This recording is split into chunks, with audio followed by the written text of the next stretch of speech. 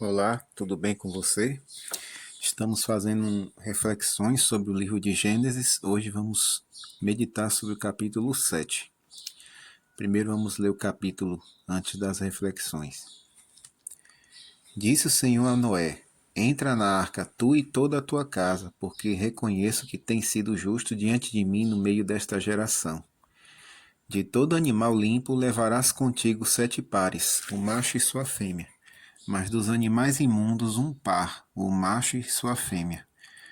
Também das aves dos céus 7 pares, macho e fêmea, para se conservar a semente sobre a face da terra. Porque daqui a 7 dias farei chover sobre a terra durante 40 dias e 40 noites, e da superfície da terra exterminarei todos os seres que fiz. E tudo fez Noé, segundo o Senhor lhe ordenara. Tinha Noé 600 anos de idade quando as águas do dilúvio inundaram a terra. Por causa das águas do dilúvio, entrou Noé na arca, ele com seus filhos, sua mulher e as mulheres de seus filhos. Dos animais limpos e dos animais imundos, e das aves e de todo réptil sob a terra, entraram para Noé na arca de 2 em 2, macho e fêmea, como Deus lhe ordenara. E aconteceu que depois de 7 dias vieram sobre a terra as águas do dilúvio.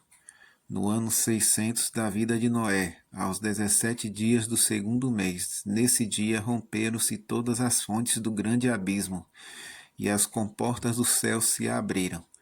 E houve copiosa chuva sobre a terra durante 40 dias e 40 noites. Nesse mesmo dia entraram na arca Noé, seus filhos Sem, Cã e Jafé, sua mulher e as mulheres de seus filhos. Eles e todos os animais segundo as suas espécies, todo o gado segundo as suas espécies, todos os répteis que rastejam sobre a terra, segundo as suas espécies, todas as aves segundo as suas espécies, todos os pássaros e tudo o que tem asa. De toda a carne em que havia fôlego de vida, entraram de 2 em 2 para Noé na arca. Eram macho e fêmea os que entraram de toda a carne, como Deus lhe havia ordenado. E o Senhor fechou a porta após ele. Durou o dilúvio 40 dias sobre a terra. Cresceram as águas e levantaram a arca de sobre a terra. Predominaram as águas e cresceram sobremodo na terra. A arca, porém, vogava sobre as águas. Prevaleceram as águas excessivamente sobre a terra e cobriram todos os altos montes que havia debaixo do céu. 15 côvados acima deles prevaleceram as águas, e os montes foram cobertos. Pereceu toda a carne que se movia sobre a terra, tanto de ave como de animais domésticos e animais selváticos, e de todos os enxames de criaturas que povoam a terra, e todo homem. Tudo que tinha fôlego de vida em suas narinas, tudo que havia em terra seca morreu. Assim foram exterminados todos os seres que havia sobre a face da terra. O homem e o animal, os répteis e as aves do céu foram extintos da terra. Ficou somente Noé e os que com ele estavam na arca.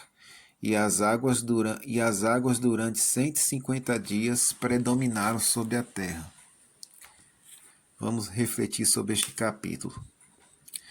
O dilúvio foi um grande e impactante marco para a história não apenas da humanidade, mas do próprio planeta e também do universo. Foi a primeira vez que Deus precisou agir, de forma estranha ao seu gracioso caráter. Isaías 28, verso 21. Deus não quer que ninguém pereça. 2 Pedro 3, versículo 9.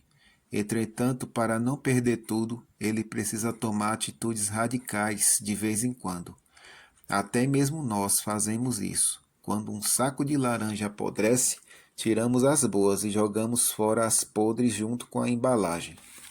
Apesar de podridão moral, espiritual e social na sociedade de Noé, durante o tempo da construção da arca, os homens puderam ser alertados sobre o juízo iminente. Apesar disso, somente Noé e sua família foram salvos. Quando a longanimidade de Deus aguardava nos dias de Noé, enquanto se preparava a arca, na qual poucos, a saber, 8 pessoas, foram salvas através das águas. comentou Alexander von Stey, e ele também acrescentou o seguinte: o relato do dilúvio é, em primeiro lugar, um relato histórico que narra um acontecimento verídico. Além disso, ele contém muita tipologia.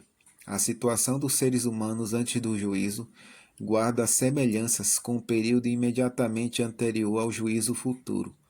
Assim como foi nos dias de Noé, será também nos dias do Filho do Homem. Comiam e bebiam, casavam e davam-se em casamento, até o dia que Noé entrou na arca e veio o dilúvio e destruiu a todos. Lucas 17, verso 27. A profecia alega que no tempo do fim, o dilúvio não seria visto como um acontecimento histórico. Tal alegação é a base para a rejeição do juízo final e do retorno de Jesus. 2 Pedro 3, versículos 3 a 12. Nossa época caracteriza-se por debochados que zombam dos que alegam crer no dilúvio e na promessa do advento de Cristo. Nós estamos no fim. Ao ler atentamente Gênesis 7, nota-se que é um relato histórico, não alegórico. Foi um cataclismo geral, uma catástrofe descomunal. O único lugar de refúgio era a arca, que levou 120 anos para ficar pronta. Foram 120 anos de graça até fechar a porta da arca.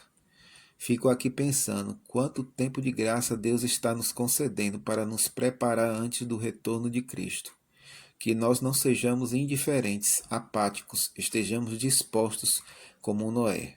Que Deus esteja contigo durante todo esse dia.